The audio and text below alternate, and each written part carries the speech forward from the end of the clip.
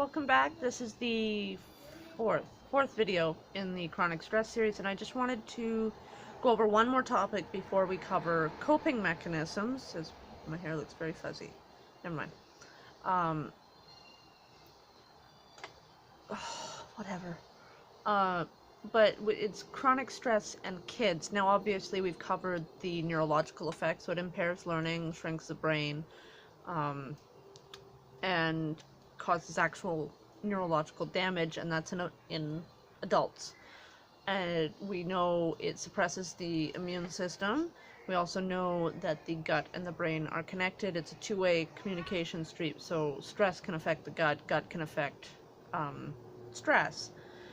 Now, if we put all these things together, we already know it's not a happy picture, and it doesn't take a genius to figure out that maybe we don't want this happening to a brain that's still growing.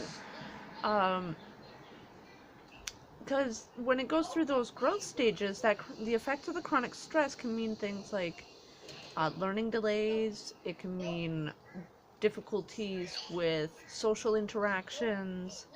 It can cause... Now, literature will say permanent changes to the brain, but as I stated in the last video, I have PTSD, and that happened throughout the entirety of my childhood. I technically should have a brain that is permanently hardwired for PTSD, but I know that it's not actually permanent so much as resistant to change in a way that a lot of things are not.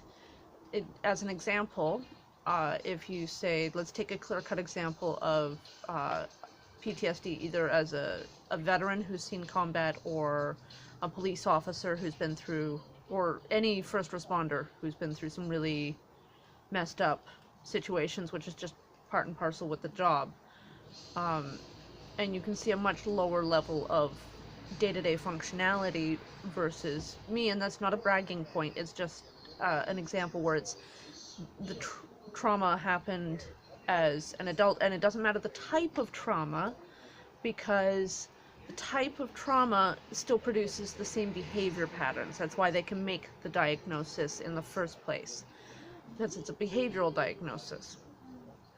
And given that I'm supposed to be hardwired for it, I am way more functional. I don't sink into anxiety attacks or anything like that.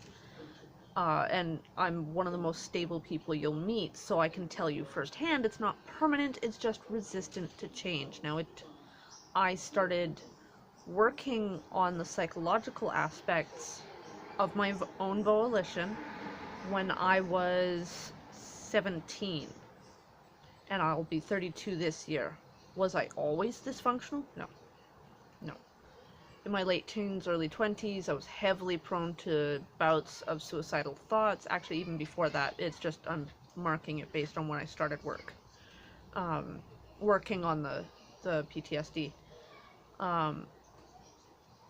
But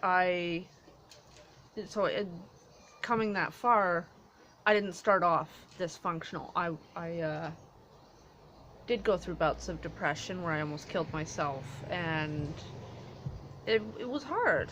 It is. It's going to be hard no matter what. But with kids, when they go through chronic stress, some of the most common sources of chronic stress is tension in the house. Now, tension in the house is not always abuse, but it can be.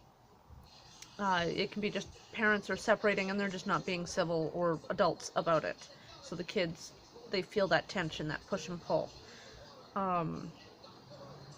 It can also come from school, whether their burdens or expectations are too high, or bullying, any number of things. It can come from a lot of different sources, but those are the two most common, is tension in the home from some source, fighting parents, to actual abuse, whatever kind of abuse it is, or school.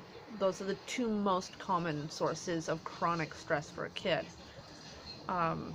But what research has found is that specifically it changes the architecture of the brain, because their brains are growing so much, and when it's under stress, it's going to adapt to that stress. And they're going to have to put in a lot of work to correct that. Again, not impossible, just difficult.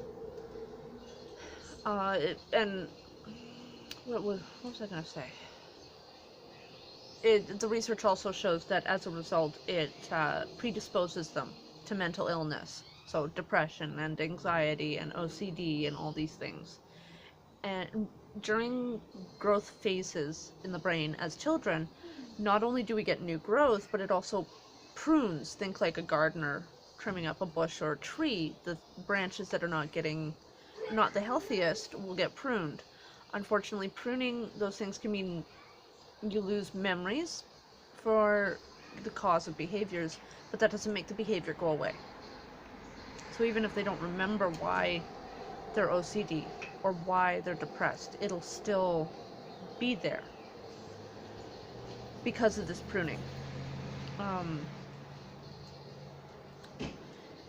Now, chronic stress during pregnancy will also have effects. I didn't do specific research for this video on that. I'll link resources below as always and give one specifically for stress and the developing fetus. But I can tell you a couple of points I know is that it will impact level of crying after birth. It may have an impact on SIDS deaths, and it lowers birth weight. But that's about it for this video. Next video is coping mechanisms and resources, and yeah, resources will be linked below, like I just said. In the meantime, like, comment, subscribe, tell me what's up, and I'll talk to you next time. Bye-bye.